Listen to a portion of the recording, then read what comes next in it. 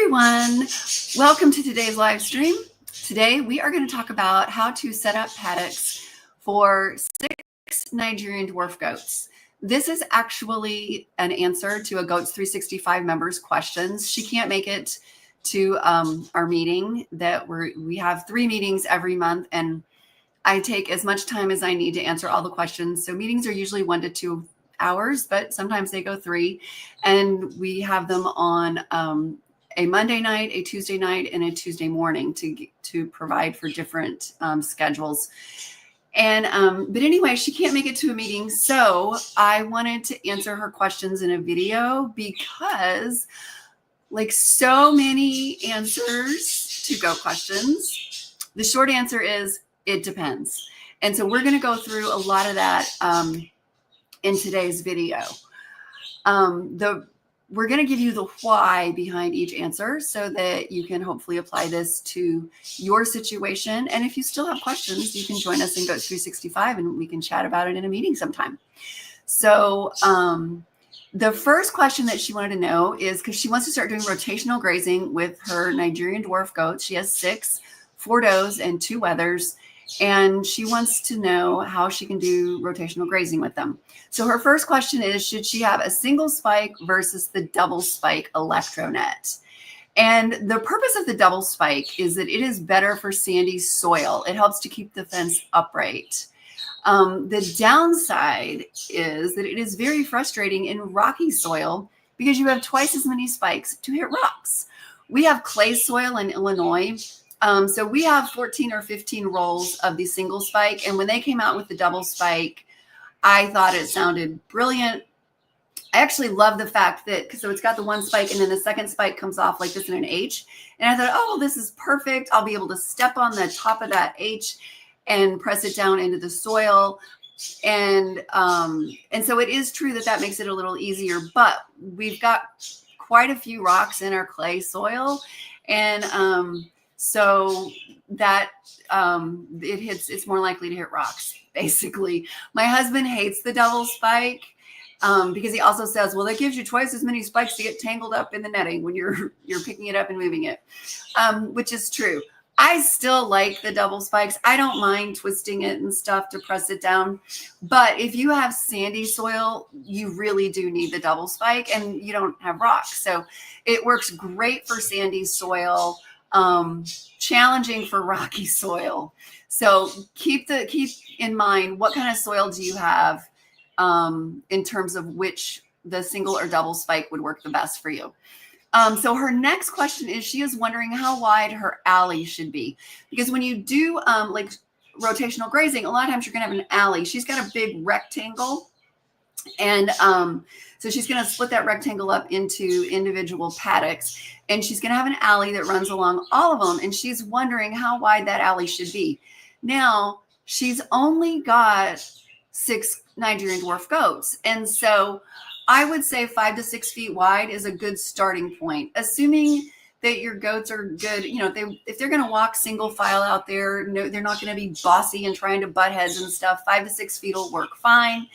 However, you know, again, it depends. If your goats are, if you got a couple who are bossy and juggling for first place, might not work as well. But here's the thing: if you've got Electronet for the alley, and somebody bumps up against it and gets shocked, then maybe next time they'll be happy to follow behind the other person who got ahead of them. So you might not. So I wouldn't necessarily move it if it just doesn't seem to work the first time. I would try 5 or 6 feet the first time, and if after 3 or 4 days you're like, no, that does not work, they're not gonna play nice, then you might need to make it a little wider, like 10 feet. So if they move in single file, that's awesome, but we all know goats have personalities, and so they may not play nice with each other. The next question is, how big should the paddocks be? So she included a diagram that showed the size of her paddocks. And this is probably one of the biggest, it depends, answers, because it depends on a lot of things. So one thing it depends on is what is growing in those areas. You know, if it's very sparse grass, the answer to that is going to be a lot different than if it's really thick grass, and if there's browse in there. So it depends on what they have available to eat and how long an area is going to last for them. The goal is to move them at least every 5 to 7 days, if not sooner, because the whole point of rotational grazing is that you need to move the goats before the worm eggs hatch and mature to infective larvae, which is the L3 stage. And if all of the conditions are right, if your temperatures are between the 50s and 90, the eggs are going to hatch pretty quickly, and then they're going to mature. And within 5 days, you're going to have some infective larvae on that pasture. Now, if the goats are eating grass that's like 8 inches high, then there's no infective larvae there. The infective larva is on the lower 4 inches of the grass. Larvae cannot actually crawl, and that's like a huge misunderstanding for a lot of people. They think that the larvae crawl up the grass. If they could crawl, nothing would be safe. Like they'd crawl all the way up to, 10 inches, 12 inches, whatever, but they don't actually crawl, but they can float in water. So if you've got any kind of rain, or if you've got really thick, heavy dew on the grass every morning, then that's how the larva floats up and gets up higher on the blade of grass, and the goats can eat it.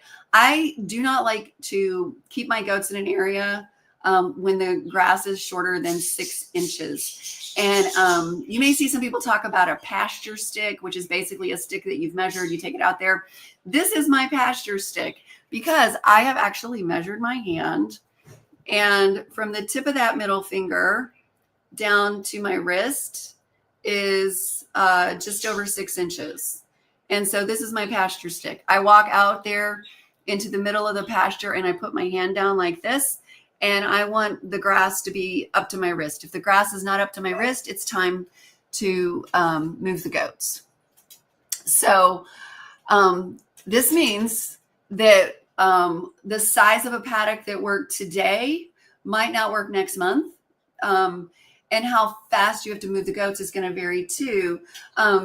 So I always recommend that you start with a smaller paddock, because if you go out there and you're like, wow, they ate this down like in 2 to 3 days, fine, you can move them.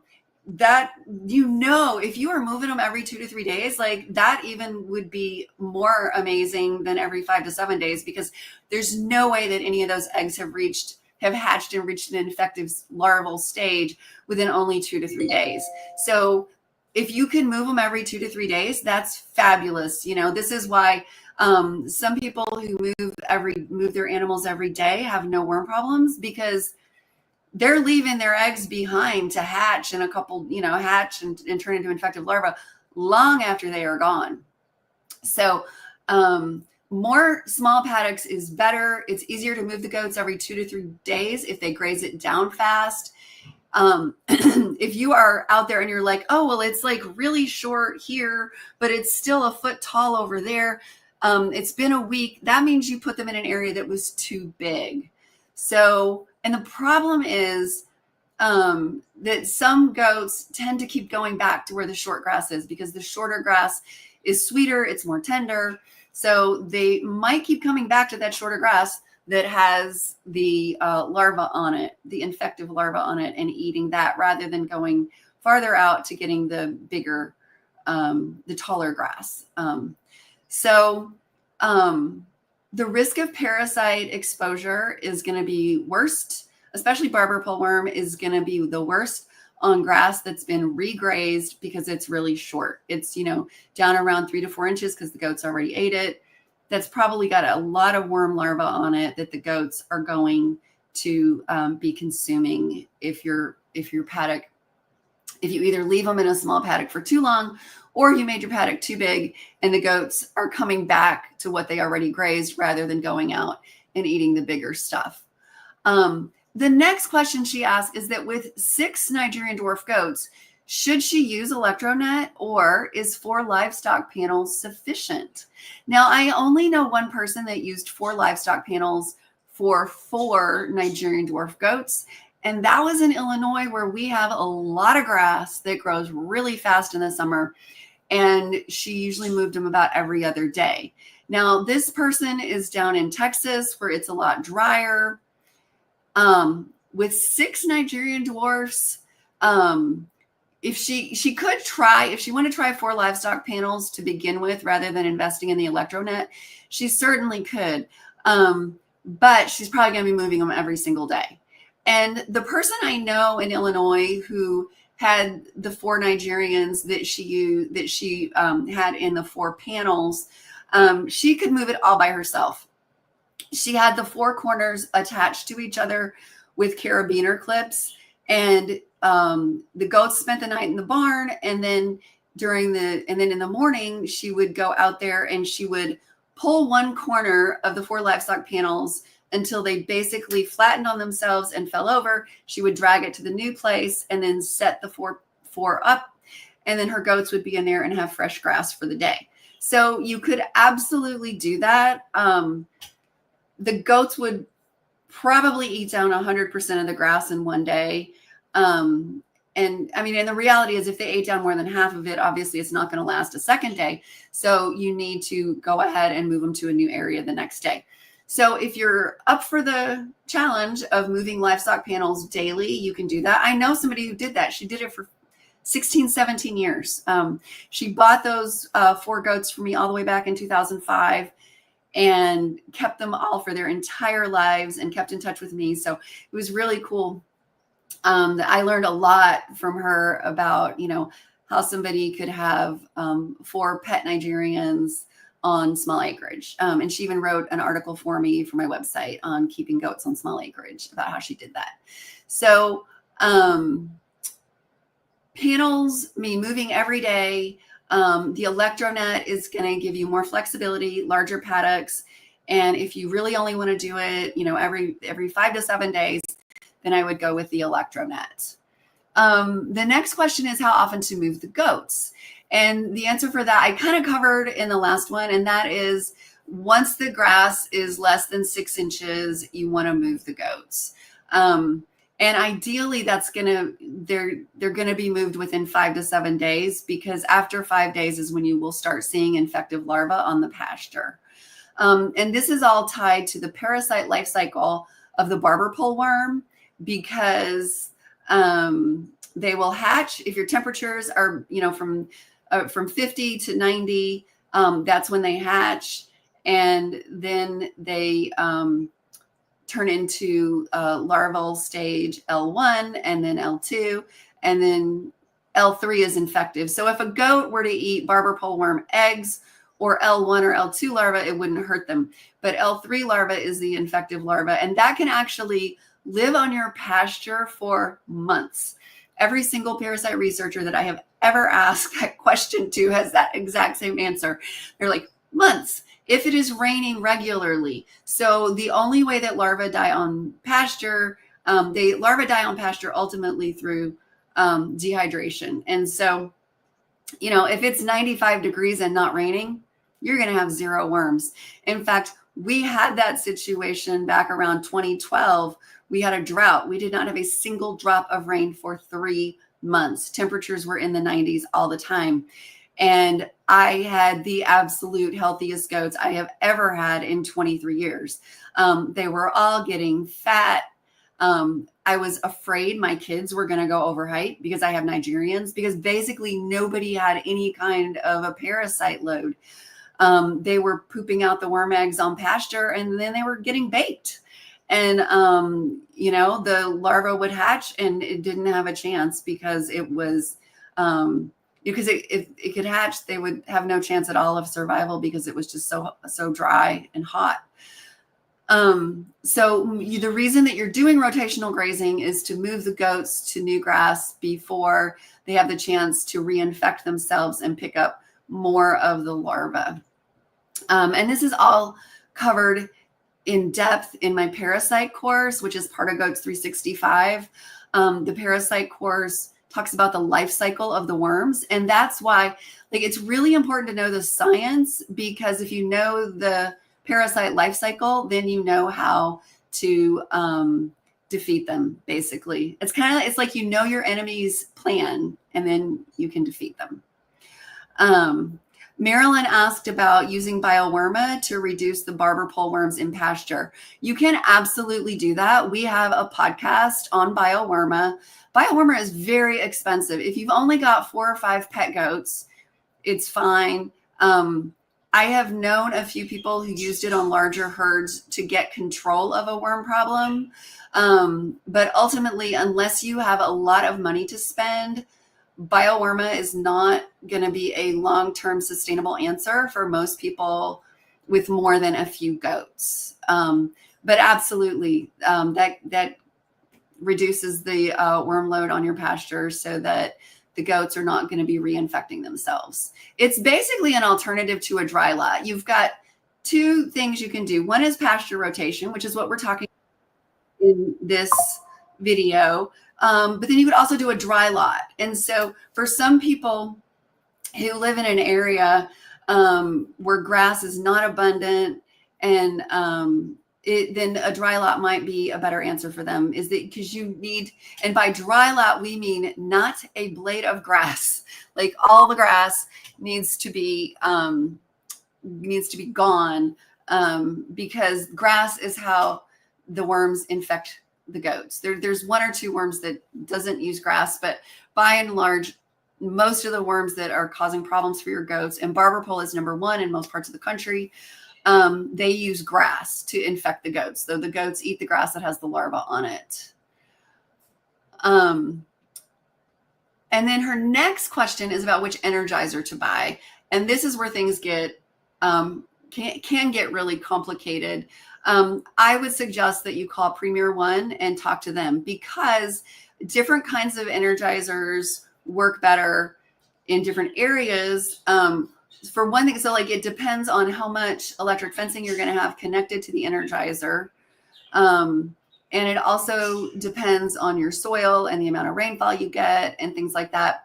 The people at Premier One can recommend the right energizer for you. And I want to say, this is not a sponsored video.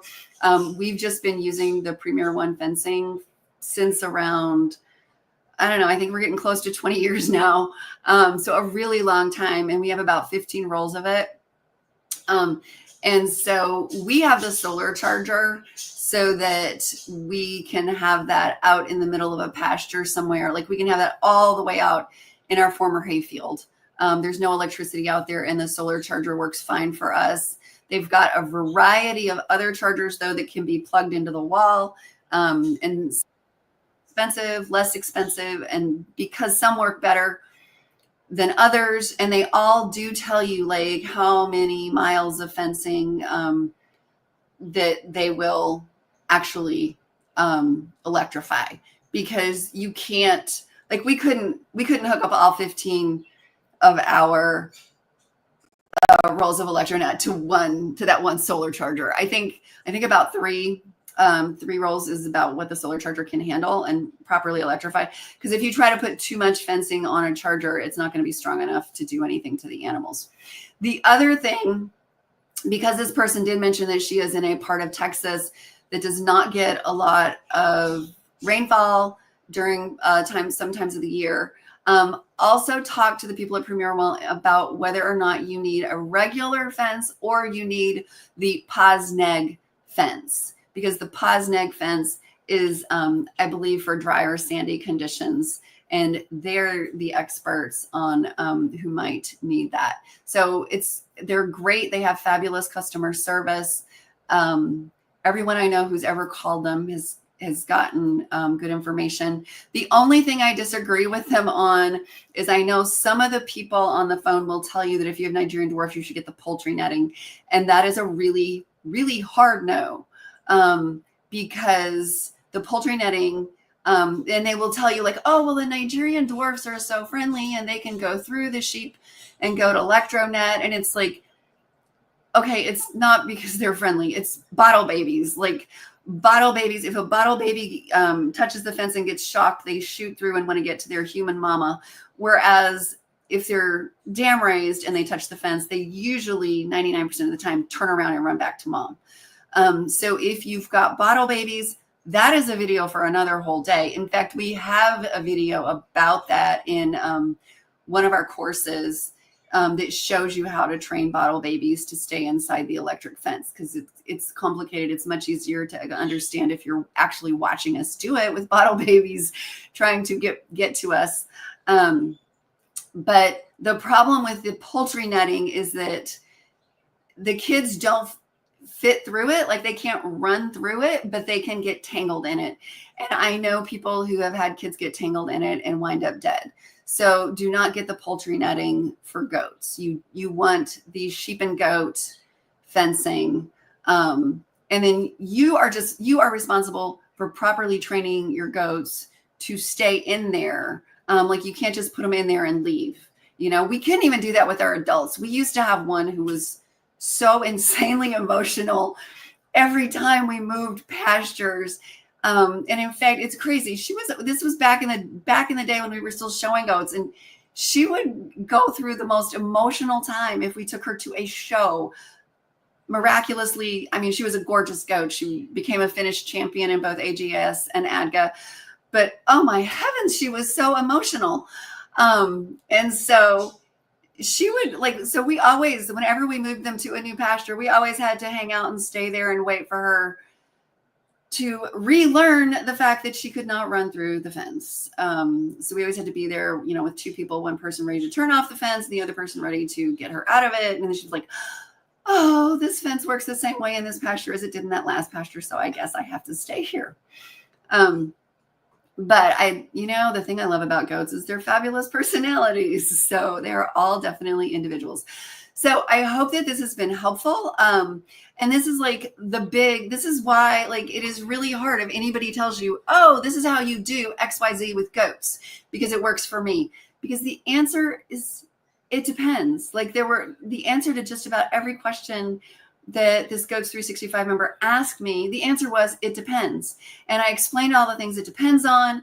If you've got 20 goats, the answer is going to be different for you. If you're in a rainy, muddy area, the answer is going to be different for you. So that's how we manage to talk 2 or 3 hours every week on our Goats 365 meetings, is because if she were able to make it to a meeting, there would have been a lot of give and take here, asking her questions about this and that and the other.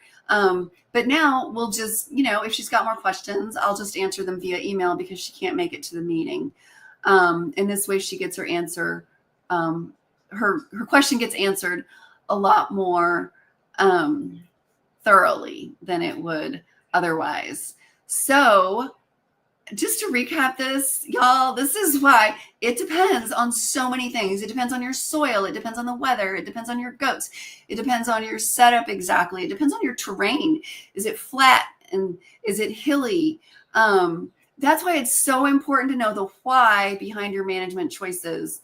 So if you guys are interested in Goats 365, just go to goats365.com. If you've got any questions, feel free to post in the comments below and we will get back to you.